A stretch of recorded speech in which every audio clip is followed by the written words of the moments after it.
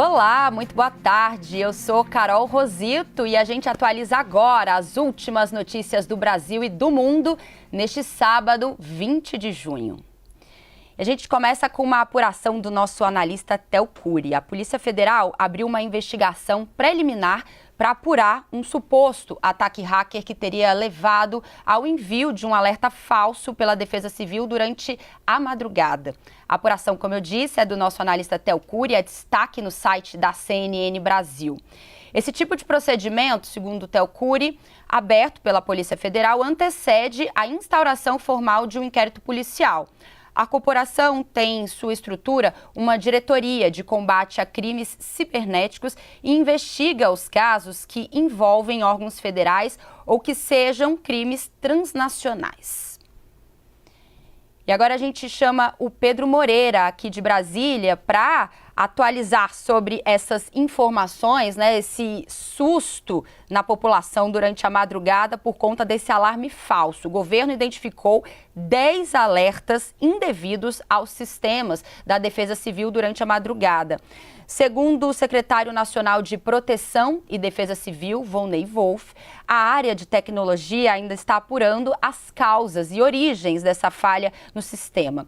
Mensagens foram enviadas em vários estados brasileiros, então eu chamo para cá o repórter Pedro Moreira, que traz as informações. Ele acompanhou uma coletiva que aconteceu mais cedo, né, Pedro? Então, o que a gente tem de atualização? O que as autoridades já falam sobre esse episódio? Boa tarde para você. Oi, Carol. Ótima tarde para você também. Ótima tarde, ótimo sábado para quem está com a gente. Carol, houve pelo menos uma mudança na linguagem que o governo está usando para tratar deste caso. No início da manhã, uma primeira nota do Ministério da Integração e Desenvolvimento Regional falava em possível ataque hacker indevido ao sistema. Agora o governo chama de incidente cibernético e diz que o caso está sendo investigado. Até agora, o que o governo conseguiu identificar é que esses disparos começaram a acontecer às 11h40 da noite de sexta-feira e se estenderam até 1h23 da madrugada deste sábado. Foram 9 disparos usando o Defesa Civil Alerta, que é aquele alarme mais invasivo que aparece na tela do celular, sem mesmo que a pessoa deixe ativado ali algum som, né? Mesmo que esteja no modo silencioso, esse alerta vai tocar e a tela permanece bloqueada até que o usuário feche a janela que se abre com a mensagem. E um dos ataques foi feito por meio de envio de mensagens de texto, por mensagens SMS. A gente também tem do governo, Carol, que por enquanto os relatos incluem estados como São Paulo, Mato Grosso do Sul, Rio de Janeiro, Paraná e Distrito Federal. E foi usado o nível de alerta mais alto utilizado pela Defesa Civil. Existem os níveis severo e extremo. Esse nível extremo que foi utilizado nessa última noite, ele usa o volume máximo do aparelho de celular, não importa a configuração que o usuário esteja usando no momento. Por isso, realmente foi uma experiência de susto, Carol, para muita gente que foi acordada por esse barulho, né? Bom, o secretário nacional de Proteção e Defesa Civil, Volney Wolff, ele deu essa entrevista coletiva virtual na qual ele explicou o que o governo já sabe até o momento. Vamos ver o que disse o secretário. A gente conseguiu rastrear aí muitos estados, capitais, Paraná, São Paulo, Mato Grosso do Sul, Brasília. A gente não sabe se uma pessoa só ela conseguiu dar 10 alertas ou... porque à medida que a TI nossa foi descobrindo que os alertas estavam acontecendo, a TI entra e cancela o cadastro dessa pessoa, né? A princípio, se eu não me engano, o primeiro alerta foi dado do Paraná, só que dentro do nosso sistema tem uma regra.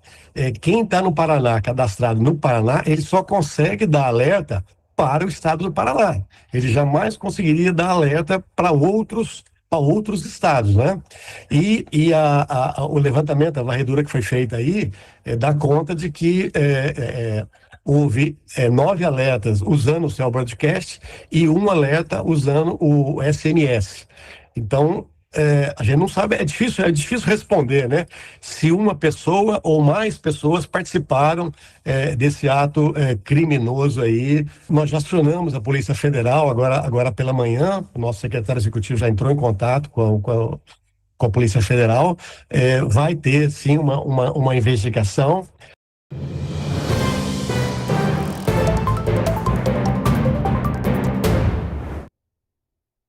É hora de pesquisa Datafolha, que foi divulgada hoje e traz um novo levantamento da corrida presidencial. O Datafolha explica que as entrevistas foram feitas nos dias 17 e 18 de junho, dia da operação da Polícia Federal, que fez buscas contra o senador Jacques Wagner. Portanto, o possível feito sobre o resultado é parcial. Vamos ver os resultados. Lula tinha 45% no levantamento de abril. Em 13 de maio, manteve os 45%. No segundo levantamento de maio, foi para 47%. Mantém 47% agora em junho. Flávio Bolsonaro tinha 46% em abril. No primeiro levantamento de maio, oscilou para 45%. No segundo levantamento de maio, foi para 43% e agora também segue com 43%. Votos brancos, nulos ou não votariam em nenhum deles, 8%, 9%, 9% e 8%. Não sabem, 1%, 1%, 2% e 1%. No cenário de primeiro turno do Datafolha, Lula e Flávio estão em primeiro e segundo lugares. Vamos ver. O presidente Lula, do PT, aparece com 41% das intenções de voto. Já o senador Flávio Bolsonaro, do PL, aparece com 31%. O ex-governador de Goiás, Ronaldo Caiado, do PSD, e o empresário Renan Santos, do Missão, têm 3% cada. O ex-senador Aécio Neves, do PSDB, o escritor Augusto Cury, do Avante, o ex-governador de Minas, Romeu Zema, do Novo, e a ativista Samara Martins, da UP, tem 2% cada. Cabo Daciolo, do Mobiliza, o ex-ministro Joaquim Barbosa, do DC, e o jornalista Rui Costa Pimenta, do PCO, somam 1% cada um. Votos brancos, nulos ou não votam em nenhum deles, 7%. Não sabem, 4%. O Datafolha perguntou em quem os eleitores não votariam de jeito nenhum. Flávio e Lula estão empatados tecnicamente dentro da margem de erro. Olha só, 46% rejeitavam o senador Flávio Bolsonaro em abril, depois 43%, 46% e agora 48% não votariam nele. Já em relação a Lula, era rejeitado aí por 48% em abril, depois por 47%, 45% e agora por 46%. O Datafolha ouviu 2.004 eleitores em 139 cidades durante os dias 17 e 18. A margem de erro é de 2 pontos percentuais para mais ou para menos. O nível de confiança é de 95% e essa pesquisa está registrada no Superior Tribunal Eleitoral. Essa pesquisa ainda não contempla os possíveis efeitos da operação contra o líder do governo no Senado, Jacques Wagner. Mesmo assim, chega num momento importante no cenário político. Assunto para o nosso analista de política, Theo Cury. A recente pesquisa Datafolha traz algumas sinalizações. Logo de cara, a primeira que a gente pode constatar é que não dá para, por meio dessa pesquisa, captar o efeito, o impacto da operação deflagrada pela Polícia Federal contra o senador Jacques Wagner, líder do governo do presidente Lula no Senado Federal. Isso porque a operação foi deflagrada enquanto a pesquisa ainda era realizada. O Instituto ouviu os entrevistados entre os dias 17 e 18 de junho. A operação foi deflagrada no próprio dia 18, então teve pouco espaço para conseguir ouvir os entrevistados sobre esse efeito que ela pode ter na campanha do presidente Luiz Inácio Lula da Silva na busca pela reeleição. A despeito disso, o que se tem é uma consolidação da liderança do presidente Lula contra o senador Flávio Bolsonaro. Uma consolidação levando em consideração especialmente a pesquisa anterior. Há uma estabilidade dessa liderança do presidente Lula que apesar disso segue empatado no limite da margem de erro com o senador Flávio Bolsonaro. O segundo ponto que se depreende dessa pesquisa, que a gente pode trazer aqui para essa avaliação nossa, é com relação ao senador Flávio Bolsonaro. Há uma boa notícia, entre aspas, para a campanha do senador Flávio Bolsonaro, uma vez que há uma estabilidade também dos números dele com relação à pesquisa anterior, o que mostra que a pré-campanha conseguiu, de alguma forma, conter a crise que foi deflagrada a partir do momento em que o Intercept Brasil revelou os áudios entre o senador Flávio Bolsonaro e Daniel Vorcaro, na busca por aquele financiamento milionário para o filme em homenagem a Jair Messias Bolsonaro. Os números mostram que não houve uma mudança drástica, como houve na pesquisa anterior em relação às passadas, dos números relacionados ao desempenho do Flávio Bolsonaro. Olhos atentos, então, para as consequências e o impacto da deflagração da operação contra Jacques Wagner nas próximas pesquisas, para que a pré-campanha do presidente Lula possa medir o impacto e também as estratégias que devem ser adotadas.